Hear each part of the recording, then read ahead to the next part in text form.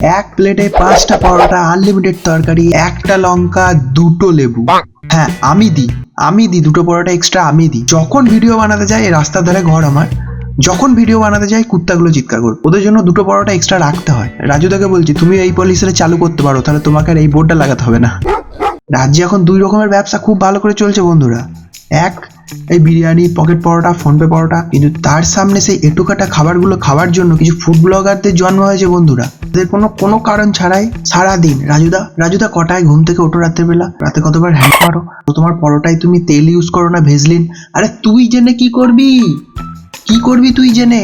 রাজুদা পরোটায় তেল ইউজ করুক বা ভেজলিন, তুই জেনে কি করবি? নাম্বার 2, সন্ধ্যা হলেই লাইভ জয়েন করো, ভালোবাসা দাও। আর যারা একটু বেশি ভালোবাসা দিচ্ছে তাদের জন্য প্রাইভেট শো, প্রাইভেট টিকিট। ওরে বাপরে বাপরে, এই তোমাদের তো হেভি লাইফ। সকাল থেকে রাজুদা পরোটার সামনে লাইন, আর সন্ধ্যা হলেই লাইভ শোতে। এই তোমরা সবাইকে ভালোবাসা দিচ্ছ, বলো আমাকে ভালোবাসা দেবে না একটু? আমার চ্যানেলটা একটু সাবস্ক্রাইব করে দাও বন্ধুরা, প্লিজ সাবস্ক্রাইব করে দাও। বলছি একটা কথা বলবো, এই খবরের কাগজটা না দিয়ে আপনি আমাকে কেউ অবজেকশন করছে না। দেখুন এত লোক খাচ্ছে, আপনি ছাড়া কেউ বলেনি এখনো, অবজেকশন এটা সাজেশন না কেউ সাজেশন দিচ্ছে না। ওরে বাবারে বাবা, সাজেশন! দেখো রাজুদার জন্য আমার কষ্ট হচ্ছে না, কষ্ট হচ্ছে এই লোকটার প্রতি যে সাজেশনটা দিল। বাড়িতে তো কেউ পাত্তা দেয় না, এই সাজেশন কেউ নেয় না। বহু দূর থেকে ঠেঙিয়ে এটা ক্যামেরা নিয়ে হাতে রাজুদার সামনে এসেছিল এটা সাজেশন দেওয়ার জন্য, রাজুদা মুখের ওপরে। অফ দ্য ক্যামেরা পরে হবে, টোটাল বারণ করে দিয়েছে, এখানে বসতে দেবে না। 9টার বারো দাদা। রাজুদা রেগে গেছে, আমি বললাম না, আগেই বললাম এইভাবে হবে না, পরোটার পাশাপাশি কিছু ড্রগ ফুডস রাখো, তাহলে। এসব লিখে রেখেছি, এটা তো পড়তে পারছো। ভাই বোন দিদি সবার কাছে বিনীত অনুরোধ যে ফুড ব্লগিং আমি পুরোপুরি আপাতত বন্ধ করতে চাই। আপাতত বন্ধ, পরে যদি আবার লোকজন কমে যায় তখন তোমরা করতে পারো। ব্লগারদের দ্বারা কোনো অসুবিধা নাকি তুমি নিজস্ব ব্যক্তিগত বুঝতে পারলে টেস্টটা বুঝতে পারলে, এতক্ষণে বুঝতে পারলে টেস্টটা ঠিক কি জন্য। লাজুদা আমার ছেলে এটা করবে আমি আশা করি। লাজুদার দোকানে পলোটা কিনে লিভিউ দেবো, লিভিউ দিয়ে দিল না, কয়েক লিভিউ হবে না। কি করেছিস? পলোটা কিনেছি। রাজুদার কলাটা কিনেছিস? তুই কি আশা করিস নি? তুই জিজ্ঞেস করে দেখাই, দেখ সেও আশা করেনি।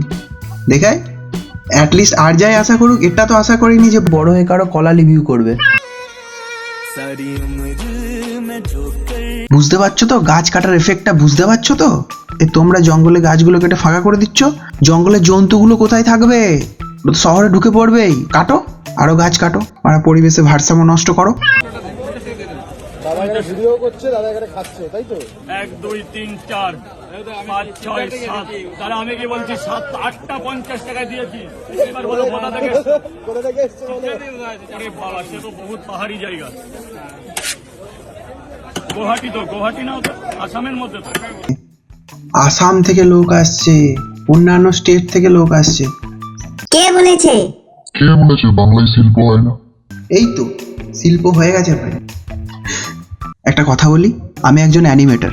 বাঙালি হয়ে ফুচকা, পরোটা, বিরিয়ানির দোকান না খুলে একজন অ্যানিমেশন করাটা সত্যি খুব ভুল হয়ে গেছে, সত্যি মারাত্মক ভুল করে ফেলেছি। এবার ভাবছি যে অ্যানিমেটর বিরিয়ানিওয়ালা বা অ্যানিমেটর পরোটাওয়ালা এরকম একটা নাম দিয়ে বাংলায় বিজনেস শুরু করবো, না ছাড়া তো বাংলায় কোনো অপশন দেখছি না। দেখো, আমি কোনো বিজনেসকে ছোট করছি না, বা আমি কোনো প্রফেশনকে ছোট করছি না, না কোনো আমি আর্টকে ছোট করছি, না কোনো আর্টিস্টকে ছোট করছি। আমি জাস্ট ফ্যাক্টটা বলছি, ফ্যাক্ট। আচ্ছা, আরে বাংলাকে আমিও ভালোবাসি, বাংলাতেই আমার জন্ম, কিন্তু সেই ভালোবাসার জায়গাটা ছেড়ে না চেন্নাই ব্যাঙ্গালোরের মতো সিটিতে গিয়ে সারা জীবন থাকতে হয়। কষ্ট লাগে ভাই। বাংলাকে আমিও ভালোবাসি, বাংলাকে সবাই ভালোবাসে। ফেসবুকে বাংলা আমার মাটি, বাংলাকে ভালোবাসি, গর্বিত আমি বাঙালি, কিন্তু তারপরেই আবার সেই চাকরির জন্য বাইরের স্টেটে গিয়ে পড়ে থাকতে হয়। সত্যি খুব গর্বের ব্যাপার, অসাধারণ। সেই দিন দেখলাম একজন সিঙ্গার স্টেজ থেকে চিৎকার করছে, বাংলা গান শুনবেন না? বাংলা গান শুনতেই হবে। অন্য স্টেটে যদি এরকম কথা বলতেন তাহলে চুলের মুঠি ধরে বের করে দিত। আরে এটা কি ধরনের লজিক ভাই? গানটা আপনার কাছে আর্ট হতে পারে, কিন্তু আমাদের কাছে তো সেটা, অডিয়েন্সের কাছে তো সেটা এন্টারটেনমেন্টের একটা জায়গা। মানুষ তো ওখানে এন্টারটেন হতে গেছে।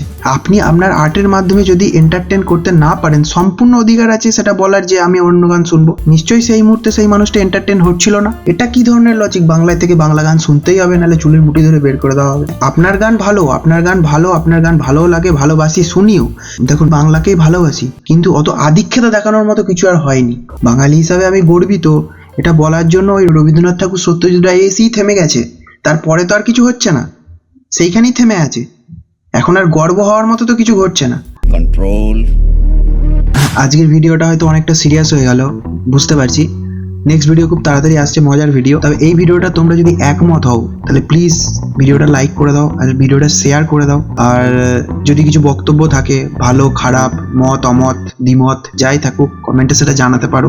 আর চ্যানেলটাকে প্লিজ সাবস্ক্রাইব করে দাও, প্লিজ সাবস্ক্রাইব করো।